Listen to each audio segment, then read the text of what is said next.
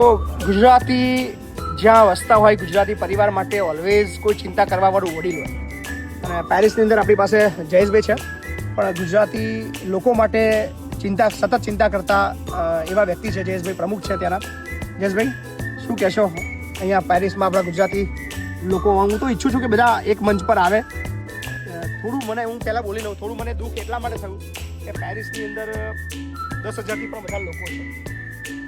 પણ આપણે એવું નથી કહેતા કે તમે જયેશભાઈનો સંપર્ક કરો અથવા બીજી કોઈ જગ્યાએ જાઓ. તમને જ્યાં ઈચ્છા થાય તમે એટલીસ્ટ યુનિટીની અંદર આવો. કારણ કે આપણે જ્યારે હજારો કિલોમીટર આપણા ઘરેથી દૂર હોઈએ અને આપણે કંઈ તકલીફમાં આવીએ તો પાછળ એટલીસ્ટ એવું કોઈ બેકિંગ હોય જે આપણા પરિવાર સુધી આપણને પહોંચાડે અથવા આપણને મદદ કરે. એ ખૂબ જરૂરી વિષય છે. તો જયેશભાઈ આપણા ગુજરાતી સમાજ માટે કામ કરે છે અને પેરિસમાં જે પણ ઇન્ડિયન લોકો, આપણા ગુજરાતી લોકો આવતા હોય, ચોક્કસથી તમે જયેશભાઈનો સંપર્ક કરજો. ગુજરાતી સમાજ પેરિસની વેબસાઇટ ઉપર મારા ફોટા સાથે મારો મોબાઈલ નંબર છે. અચ્છા. અને આવી 3-4 સંસ્થાઓ જે છે, દરેકને એક રિક્વેસ્ટ છે કે તમારા બાળકોને જ્યારે અહીંયા મોકલાવો ત્યારે આ બધી કોઈ બી સંસ્થા તમને જે યોગ્ય લાગે તેની અંદર કનેક્ટ કરો, જેથી તમારા બાળકો અહીંયા આગળ સેફ રહે.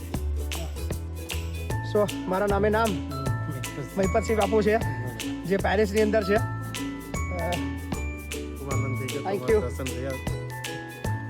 ખૂબ આનંદ. Thank you. નમસ્કાર. કે બોમ્બેના છે? મને આનંદ થયો તમને મળીને. હું તમને જરૂર ઇન્ડિયા મળીશ. Thank you. Thank you. Yes, બોલો બસ બહુ મજામાં. શું કહે છો? બોલો. મજા? બહુ મજા આવી. તમને મળ્યા પછી બહુ મજા આવી અને તમને ત્યાં મળવા આવીએ છીએ જલ્દી. ચોક્કસ. યસ, સોલંકી સાહેબ, બસ. થેન્ક યુ સો મચ કે તમે તમારા માધ્યમ થકી આ બધાને મને મળવાનો મોકો મળ્યો. અમે ગુજરાતી છે, ગુજરાતી જોડે રહેવાનું. વાહ, થેન્ક યુ. ખૂબ ખૂબ આભાર. Thank you. સો આજે અમારા સોલંકી સાહેબના ઘરે બધા ભેગા થયા હતા. શું નામ તમારું? Thank you. અમારા ક્રિકેટર છે જે પેરિસની અંદર ક્રિકેટ રમે છે. Thank you. ખૂબ આનંદ. ખૂબ ખૂબ આભાર તમારો. Thank you. Thank you. Yes. તમને મળીને ખૂબ આનંદ થયો. મારું નામ નિધિ છે અને હું અમદાવાદથી છું. વાહ, થેન્ક યુ. Thank you. તમને મળીને આનંદ થયો.